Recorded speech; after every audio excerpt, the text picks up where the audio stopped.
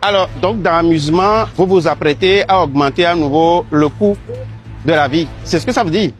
Frère, va doucement. S'il te plaît, va doucement. Tu ne t'adresses pas à tes enfants.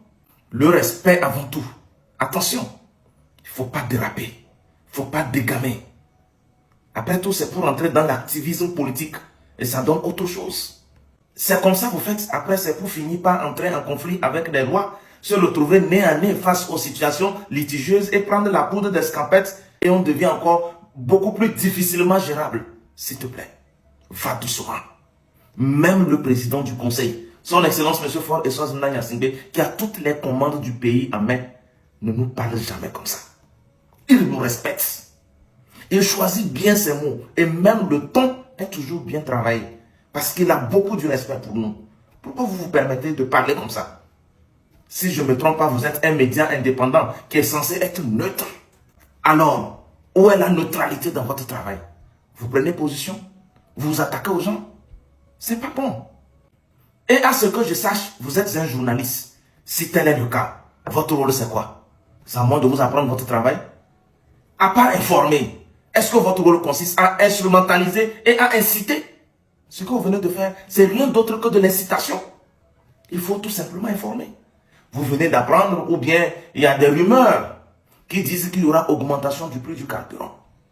Et si tel est le cas, nous attirons l'attention de l'autorité. Vous pouvez toutefois même orienter les appréciations, voilà, comment les gens peuvent évaluer la situation. Et dans ce cas, l'autorité est informée, le peuple est informé. Vous avez fait votre travail sans prendre position. Maintenant, si vous vous retrouvez à donner des ultimatums aux gens, et s'il y a augmentation, qu'est-ce que tu vas faire? Tu incites. Je suis en train de donner mes avis par rapport à ton travail. Rien que sur la forme. Sinon, c'est comme ça, vous faites après, vous dites non, il n'y a pas liberté de presse, liberté d'expression, alors que c'est vous-même qui vous mélangez les pédales. Vous mettez les bâtons dans vos propres roues. Vous voulez avancer comment? Capture média, s'il vous plaît. Allez-y, doucement, doucement. Mollo, mollo, défait, défait. Hein? Il y a un adage africain qui dit que le serpent se mange à petits morceaux. C'est quoi? Vous rentrez dans l'activisme? Ça va vous coûter. Et vous tombez dans les émotions. Vous n'avez pas besoin de ça.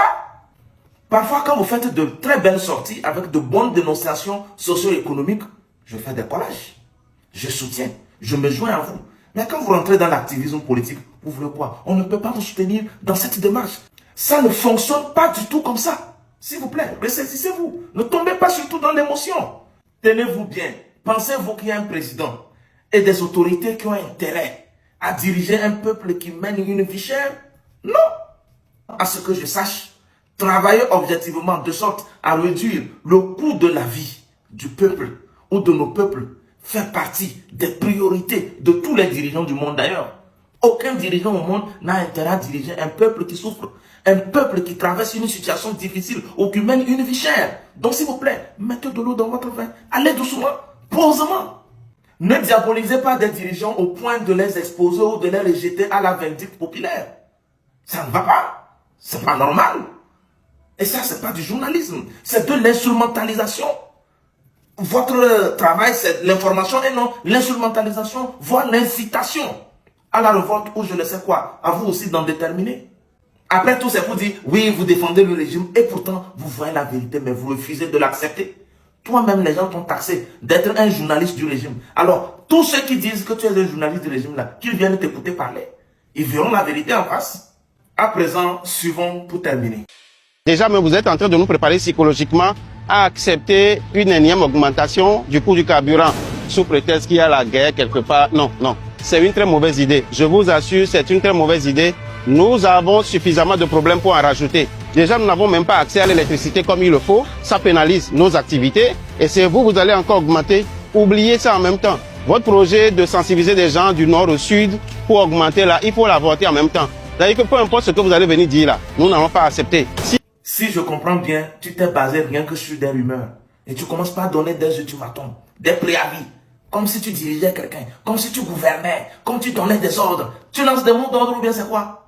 C'est de l'activisme ça, et non du journalisme. S'il vous plaît, ressaisissez-vous. On termine.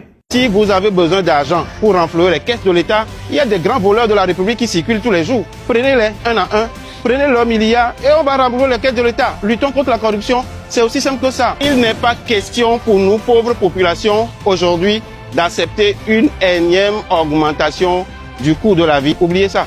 Point. C'est tout, c'est tout. Tu vois, voilà pourquoi j'ai dit que tu es tombé dans les émotions. Et les émotions détruisent. Professionnellement parlant. Et concernant ton travail de journalisme, là, des gens qui prennent publiquement la parole, s'ils se laissent envahir par des émotions, ils sont détruits à la minute près. Sinon, tu dénonces qui? De quel voleur parles-tu? Donc, tu es conscient de la présence ou de l'existence des voleurs. Dénonce-les. Va porter plainte. Que fais-tu là? Qu'attends-tu? Qu'attends-tu?